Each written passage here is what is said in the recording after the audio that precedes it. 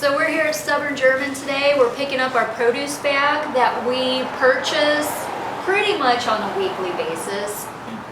This week we have the most amazing looking spinach.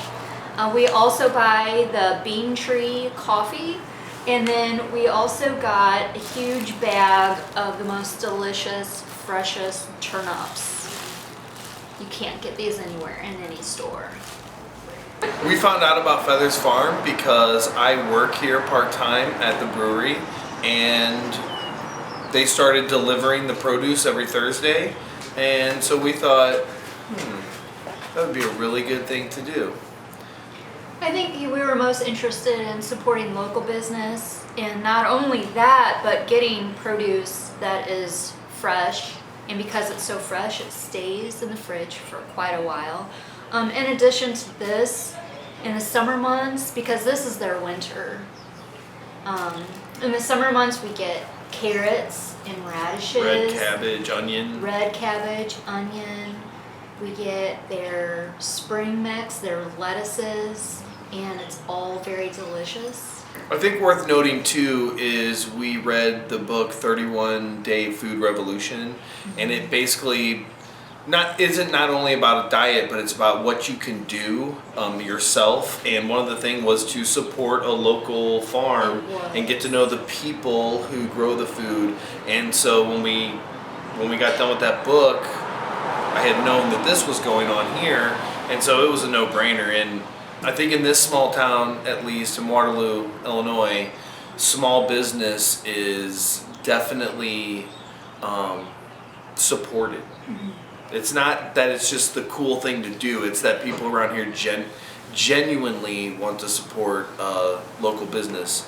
And the really cool thing about knowing where your food comes from and the fresher the food is, I was thinking about this the other day, this spinach, if we bought it at Walmart in one of those plastic buckets, would maybe last a week. Because who knows how old it is. This spinach here will last. It won't last because we'll eat it, but it would last like 3 weeks at least if we didn't, because it's fresh. It was just picked. Yeah, and I think too, we do know the owners of Feathers Farms, and we do know their kids, and you have a sense of connectivity. But I think the sad part about that is when you don't have that connection with the supplier, and just reading stories. Obviously, it's not horrible everywhere in the world, but part of that book talked about the humane practices on a farm that maybe you're not even aware of, and that was one thing too that drew us closer to knowing who the producer was and giving a local family the opportunity to make a living in doing that, because you don't have that relationship with the producer on that level. So how do you know if you share their values or not? So or how do you know anything about them, what they believe at all? I mean, I went to Feathers Farm one day and actually toured the facility, and it was awesome, you know? And I got to know them. Not only did I know them before, but then I got to know them on, you know, their business level of what they're trying to do, and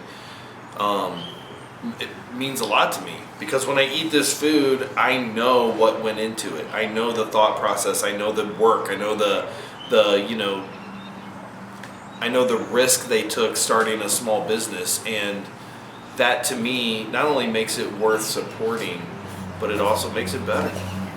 And we were looking for more of an organic edge too, and even though this isn't certified by the FDA organic, we know because we asked questions and because it comes from organic seed and they don't use pesticides on it, then we feel like it's a healthier alternative than what we could buy at the supermarket.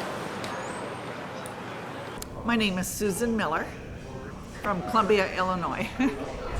How did we find out about Feathers Farm? Was probably social media platform like Facebook, Stubborn German Brewery here in Waterloo. It was posted on their website or on their Facebook page about the kind of an exchange of where they bring the produce in and you could pick it up, and then in the meantime you could also have a beer, so you were supporting two different small businesses. What drew us into buy produce from Feathers Farm is it's locally grown, a young family, and it's fresh. It's never, you never get really bad produce. It's picked fresh, usually that week, and then bagged and brought here into town, and it's always delicious. So.